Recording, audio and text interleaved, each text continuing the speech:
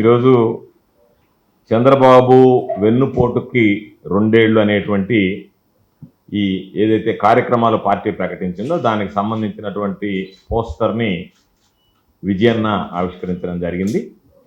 అదేవిధంగా వెన్నుపోటుకు 2 ఏళ్ళు దీనికి సంబంధించినటువంటి ఈ బుక్లెట్ని గౌరవ శాసన మండలి సభ్యులు సోదరులు మేరిక మురళీధర్ గారు విడుదల చేయడం జరిగింది. అయితే దీనికి సంబంధించి మా నాయకుడు జగన్మోహన్ రెడ్డి గారి సూచనల మేరకు వైఎస్ఆర్ కాంగ్రెస్ పార్టీ ఆదేశాల మేరకు ఒక 3 కార్యక్రమాలు నిర్వహించ తలపెట్టాం. అందులో ప్రధానంగా జూన్ 4వ తేదీ అంటే ఏదైతే ప్రజలు తీర్పునిచ్చినారో ఆ తీర్పునిచ్చినటువంటి తేదీ, మనకి ఎన్నికలకు సంబంధించినటువంటి ఫలితాలు వచ్చినటువంటి తేదీ జూన్ 4వ తేదీ. కాబట్టి జూన్ 4వ తేదీ చంద్రబాబు నాయుడు గారు ఏ రకమైనటువంటి హామీలు ఇచ్చాడు, ఏ విధంగా ప్రజలని ఈ 2 సంవత్సరాలలో వాటిని అమలు చేయకుండా మోసగించాడు అనేటువంటి దాని మీద చంద్రబాబు నాయుడు మేనిఫెస్టో కావచ్చు, చంద్రబాబు నాయుడు ప్రజలకు ఇచ్చినటువంటి బాండ్ల రూపంలో ప్రమాణం చేస్తూ ఇచ్చినటువంటి బాండ్లు కావచ్చు, నేను ఈ కుటుంబానికి ఎంతెంత ఇస్తానని చెప్పి ఇచ్చినటువంటి బాండ్ల రూపంలో చేసినటువంటి మోసం కావచ్చు, దానితో పాటు ఆయన ఇచ్చినటువంటి పత్రికా ప్రకటనలు పేపర్లో వివిధ పేపర్లో ఏమేమి చేయబోతున్నామని ఆయన ఇచ్చినటువంటి హామీల తాలూకు వాటన్నింటినీ కూడా ప్రజలకి మండలాల వారీగా ప్రతి మండల స్థాయిలో కూడా ఒక సదస్సు ఏర్పాటు చేసి వాటన్నిటిని ప్రజలకు వివరించి ఆ ప్రతులన్నీ కూడా దహనం చేసేటువంటి కార్యక్రమం. అంటే చంద్రబాబు నాయుడు ఈ మేనిఫెస్టోను కానీ ఇచ్చినటువంటి బాండ్ కానీ ప్రకటనలు కానీ చెత్తపుట్టలో వేశాడు, వీటికి విలువ లేకుండా పోయింది అని చెప్పి వాటిని ఆ ప్రతుల్ని దహనం చేసేటువంటి కార్యక్రమం జిల్లాలో ఉన్నటువంటి అన్ని మండలాల్లో ప్రతి మండల కేంద్రంలో కూడా జూన్ 4వ తేదీ ఈ కార్యక్రమాన్ని నిర్వహించడం జరుగుతుంది.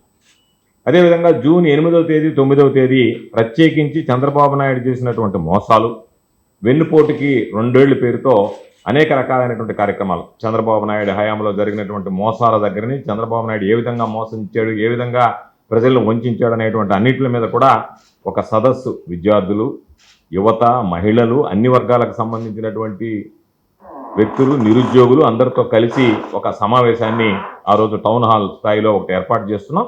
దానికి సంబంధించి ప్రతి నియోజకవర్గంలో కూడా ఒక దగ్గర ఒక చోటు దాన్ని ఇండోర్ అంటే అందరితో కలిసి కూర్చొని ఏదో బహిరంగ సభలాగానో లేకపోతే ఒక ర్యాలీ లాగానో కాకుండా ఒక దానికి సంబంధించి ఒక ప్రత్యేకమైనటువంటి ఒక సదస్సులాగా ఒక కార్యక్రమాన్ని నిర్వహించతలపెట్టాం. అందరితో ముఖాముఖి కార్యక్రమం, దానిలో ఏ విధంగా మనందరం కూడా ఏ విధంగా చంద్రబాబు నాయుడు చేసినటువంటి మోసాలు ఏంది, ఏ వర్గానికి ఏ విధంగా చంద్రబాబు మోసగించాడు, వాటికి సంబంధించి ఏ విధంగా భవిష్యత్తులో ప్రజల్లోకి తీసుకువెళ్లాలనేటువంటి దాని మీద కూడా ఒక చర్చాగోష్ఠి కార్యక్రమాన్ని 8, 9 తేదీల్లో నియోజకవర్గ స్థాయిలో ఒక దగ్గర టౌన్ హాల్స్ కావచ్చు, కన్వెన్షన్ సెంటర్ కావచ్చు, కళ్యాణ మండపాలు కావచ్చు, ఎక్కడైనా సరే దాన్ని నిర్వహించేటువంటి దానికి జూన్ 8, 9 తేదీలు నిర్ణయించడం జరిగింది.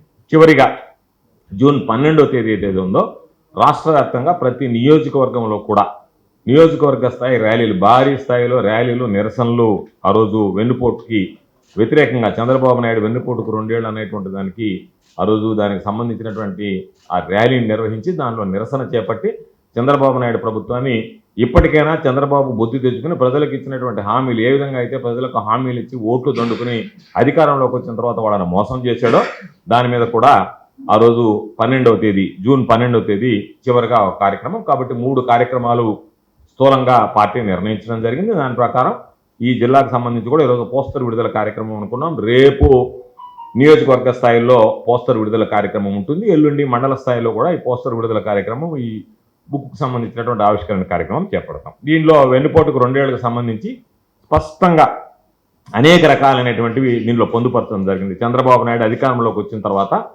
ఏ విధంగా ప్రజలను మోసం చేశాడో, అధికారంలోకి రాకముందు ఎన్ని రకాలైనటువంటి హామీలు ఇచ్చాడు అనేటువంటిది మొత్తం కూడా ఏదైతే ఉందో చంద్రబాబు వెన్నుపోటుకు 2 ఏళ్ళు అనేటువంటి దాని మీద ఈరోజు ఈ కార్యక్రమం మీద అన్ని మొత్తం ఇచ్చాం. దీంతో పాటు జగన్మోహన్ రెడ్డి గారు ఇచ్చినటువంటి సంక్షేమాన్ని కూడా ఇవ్వడం జరిగింది. జగన్మోహన్ రెడ్డి గారి హయాంలో డీబీటీ పద్ధతి కింద దాదాపుగా 8,70,70,000 8,70,60,898 కుటుంబాలకి డీబీటీ పద్ధతిలో 2,73,756 కోట్ల రూపాయలు నేరుగా డైరెక్ట్ బ్యాంక్ ట్రాన్స్ఫర్ ద్వారా నగదు బదిలీ చేయడం జరిగింది. వాళ్ళ లబ్ధిదారుల సంఖ్య 8,70,60,898.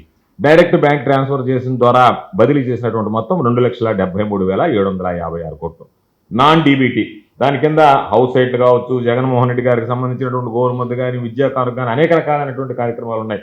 వాటన్నిటికి సంబంధించి 4,49,67,502 మంది లబ్ధిదారులకి 1,84,604,32 లక్షల నాన్ డీబీటీ ద్వారా 5 సంవత్సరాల కాలంలో జగన్మోహన్ రెడ్డి గారు ప్రజలకు అందించడం జరిగింది. మొత్తం చూస్తే 13,19,74,400 మంది లబ్ధిదారులకి 4,58,360 కోట్ల రూపాయలు జగన్మోహన్ రెడ్డి గారు ముఖ్యమంత్రిగా ఉన్నప్పుడు అందించడం జరిగింది. కాబట్టి ఆ ప్రభుత్వంలో ఏ విధంగా జరిగిందనేటువంటి వివరాలను పొందుపరచడంతో పాటు చంద్రబాబు నాయుడు ఇచ్చినటువంటి హామీలు ఈరోజు ఏ విధంగా ఆ హామీలన్నీ కూడా అమలు కాకుండా చంద్రబాబు నాయుడు మోసం చేశాడనేటువంటి దాని మీద కూడా పూర్తి స్థాయిలో వెన్నుపోటుకు 2 ఏళ్ల పుస్తకంలో అన్ని వివరాలను కూడా పొందుపరచడం జరిగింది.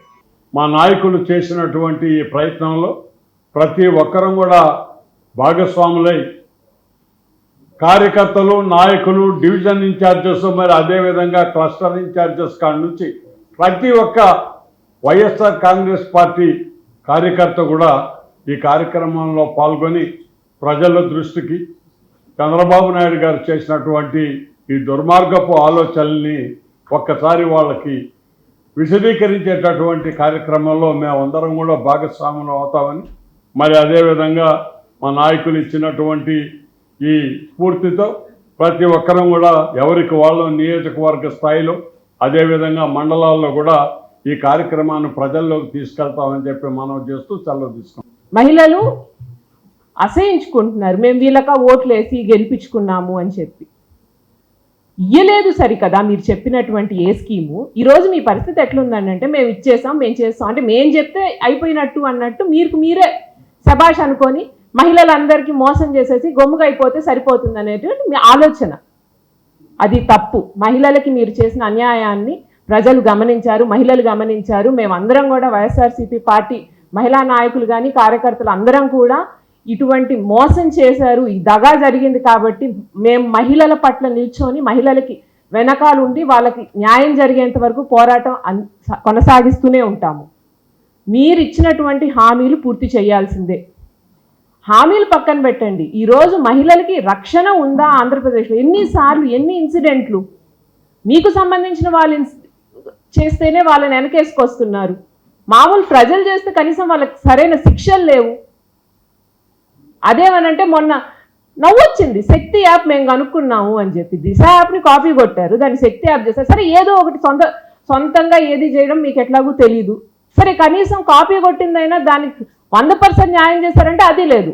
ఒక యాప్ పెట్టి దాని ప్రకారం దాన్ని వదిలేశారు. ఈరోజు క్రైమ్ ఎలా జరుగుతుంది మహిళల పట్ల? జగనన్న ఉన్నప్పుడు మహిళల రక్షణ ఎలా ఉండింది? ఎన్ని ప్రశ్నలు అడిగినా కానీ వీటికి సమాధానం ఉండదు. ఎనలేని అనుబంధం NL hospitals, opposite water tank, Magunta layout, near Annamayya circle, Nellore.